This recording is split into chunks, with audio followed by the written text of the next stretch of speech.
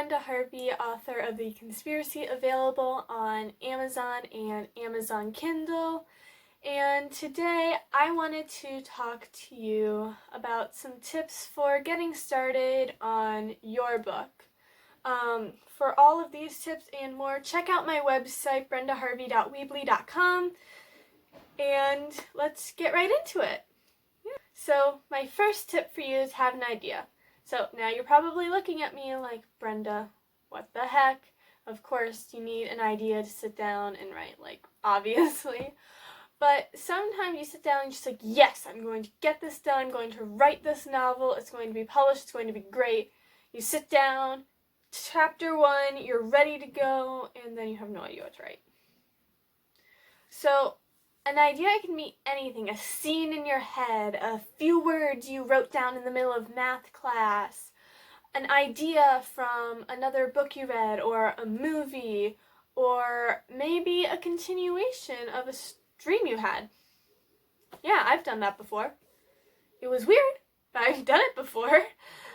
So really an idea can be anything, but with that idea you have to know how your story is going to go. If you know Plot Mountain, it's going to go, it's like normal life, and then you're going to get your rising action, and then you're going to hit your climax, you're going to get falling action, and then it's going to level off. And we can see this in the hero's journey as well. But that is kind of how your story is. So you want to have at least kind of a vague knowledge of how your story is going to begin so you can sit down and actually start writing. Now, the next tip is know your levels of romance and violence in your story. A lot of novels, especially young adult novels, have a lot of romance and or a lot of violence, but you are the author. You get to choose how much of that is put into your novel, and not all teen and young adult books have to be super romantic or super violent. It's up to you. The Conspiracy, that's like everything's toned back a lot. I think it's probably more violent, but it is not gruesome whatsoever. I don't think. Yeah, it's not gruesome at all. So, it doesn't have to be like that. You can just tone everything back, because I can promise you, not all teens want a crazy amount of violence or a crazy amount of romance. That is completely up to you. All my friends and I, we are always complaining about the level of romance or the level of violence in a book. So definitely make sure that you decide that. Not all the other books you read, you get to decide that. Make sure you are the decider. The next one is going to be go right into the action. Like some books, it's like and it's very slow getting up to that climax.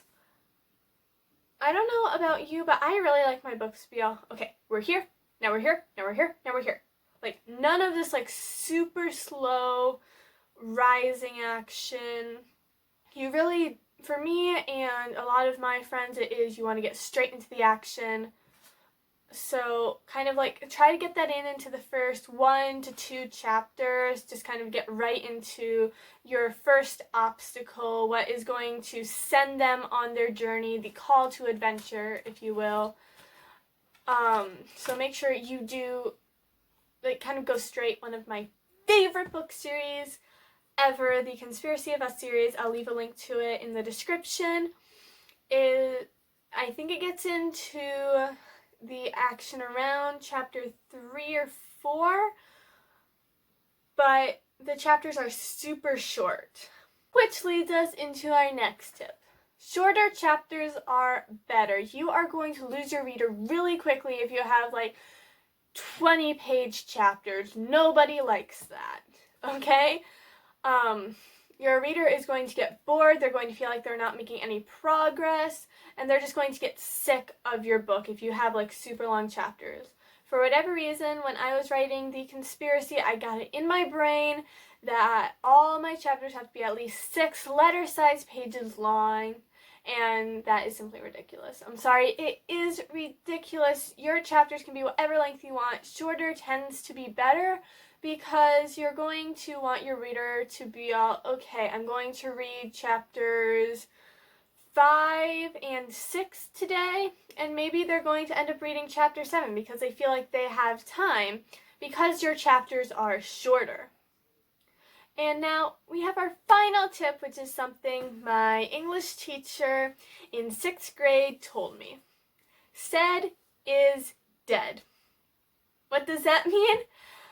The word said is overused all the time in writing. This may be more of an editing tip depending on what style of writer and editor you are, but for me, I don't like going in and changing all my saids to exclaimed, inquired, things like that. There are so many synonyms for said that can express so much emotion and things about your character. You can write, she snapped, or she explained, she questioned, she inquired, she concurred, she agreed. There are so many synonyms for said. If you're stuck, go ahead and Google it. There are a million synonyms for said. So do not overuse said. But bonus tip, do not underuse said. Because if you underuse said, you're going to start overuse exclaimed, replied, etc., etc. So make sure you have the appropriate amount of saids in your writing. And that is all for today. I have a website, brendaharvey.weebly.com. It will be linked in the description, as well as the link for the conspiracy. I also have a podcast. It is called Political History, What Could Go Wrong. That will be linked in the description as well. And don't forget to keep writing and keep reading. Bye.